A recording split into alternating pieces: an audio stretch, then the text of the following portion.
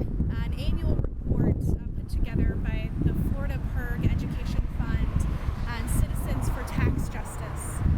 It's being presented today by Florida PIRG and the Florida Consumer Action Network. This report highlights the egregious abuse of offshore tax havens by Fortune 500 companies. It's the most comprehensive report of its kind, and in 2014, nearly 3/4 of Fortune 500 companies reported to using offshore tax havens. And in just 30 of those companies accounted for 62% of profits sent offshore. Here in Florida, a few of the biggest offenders are Office Depot, World Fuel Services, and Ryder Systems. And collectively, these three corporations last year reported sending over $2 billion in profits offshore. But as the discussion of tax reform heats up both in Congress and on the campaign trail, this report provides really important details on a major problem within our tax system. And due to the creative accounting of making profits appear to be overseas, mostly in offshore tax havens like the ones in the Cayman Islands or in the Bahamas, we're losing out on $620 billion that could otherwise go to lowering everyone else's tax bill, reducing the national debt, or going to pay for public services. And then the American multinationals that take advantage of tax havens use our roads.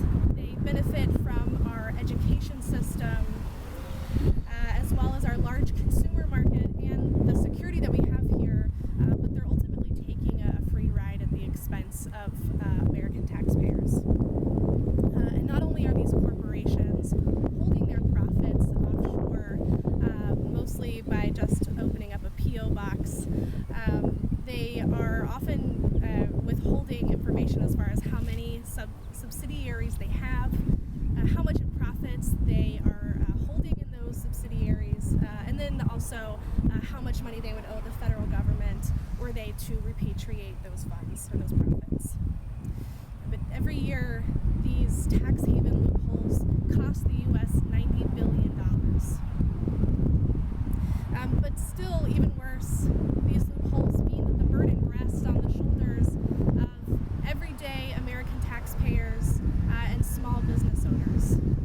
Because every dollar avoided in taxes by a large company is a dollar paid by a small business or average American taxpayer in the form of higher taxes or cuts to public programs.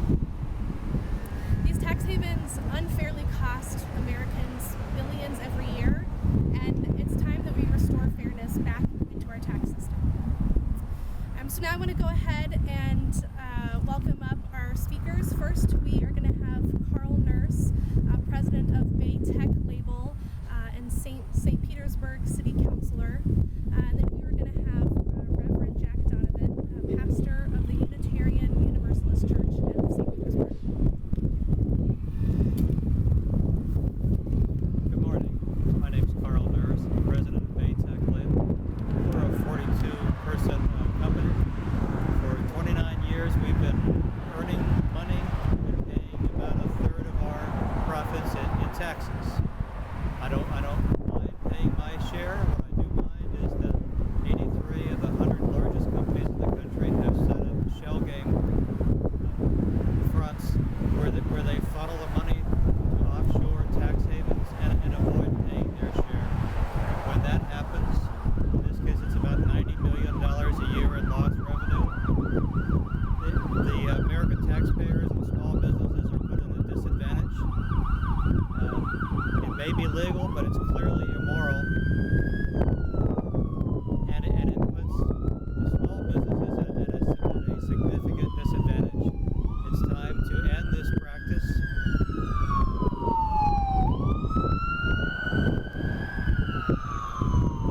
And plug this loophole and put us all on an even playing field where small business pays their share and large corporations no longer have tax havens to funnel their money through. Thank you.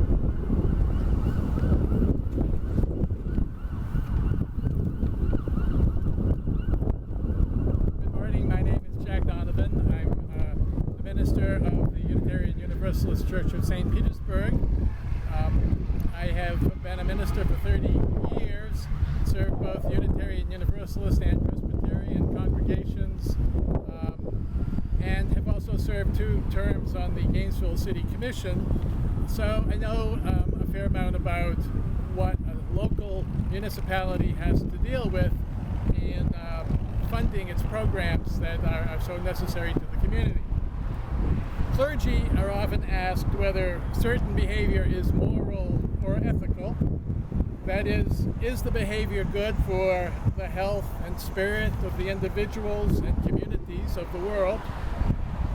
Research from many sources clearly shows that the major American corporations in very high proportion are avoiding paying taxes on a vast amount of their profits by hiding those profits in secret tax shelters in other countries.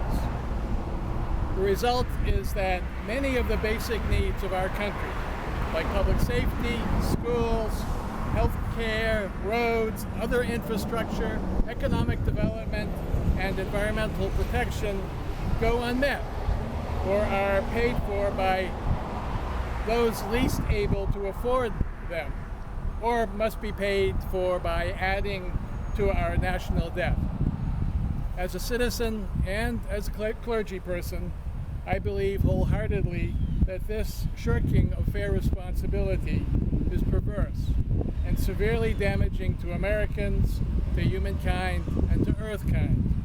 And I would say thereby that it is immoral and can and should be ended by federal law.